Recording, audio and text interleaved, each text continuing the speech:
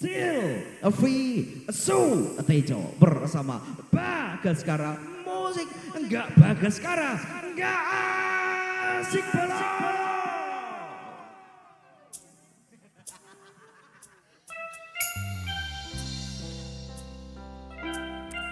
Ya, selamat malam kembali para Bagaskara. Yang bisa kita goyang bareng.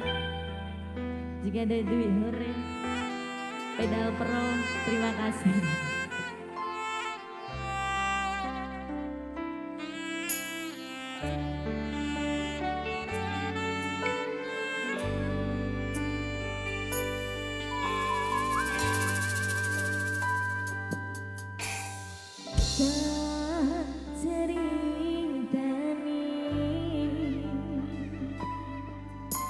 Cerita sing paling larani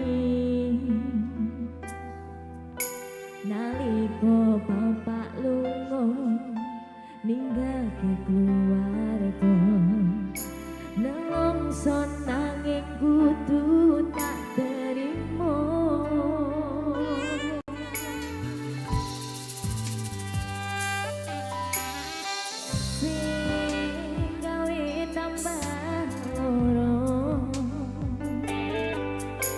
Wong duwa ono kaya ra ono yen dikasih sayangi sing kaya saliyane bapak ibu bingung dhewe-dhewe yang bisa yen pancen kudu pisah. Ojo nganti anak dadi korban berjuang ning dalan dhewean.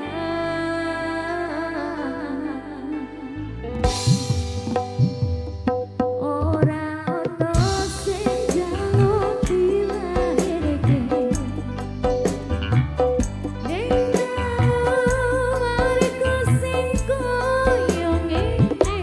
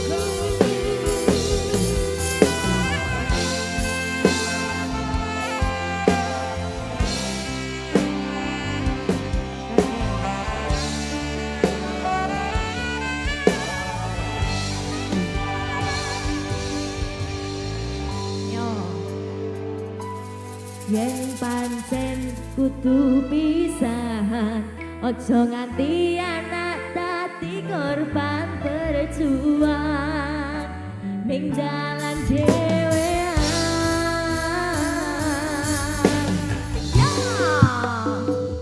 Ora ono sing jaluk dilahirke ning keluarga sing koyo ngene. Katopo opo anane kabeh kahanane yen pancen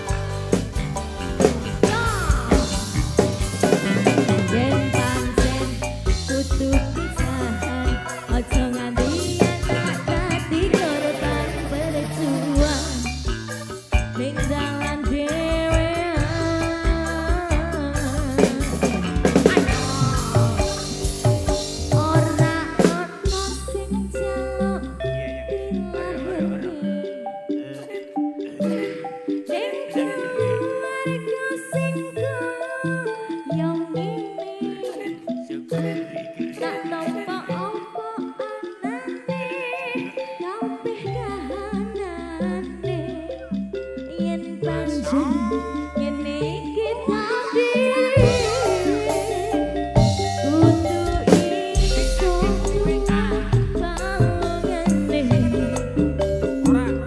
margo rati sanggo doane kudu iso ngadeg dhewe ra ana cegalane ngene men anak sing rusak omahe ngene men anak sing rusak omahe Luar biasa.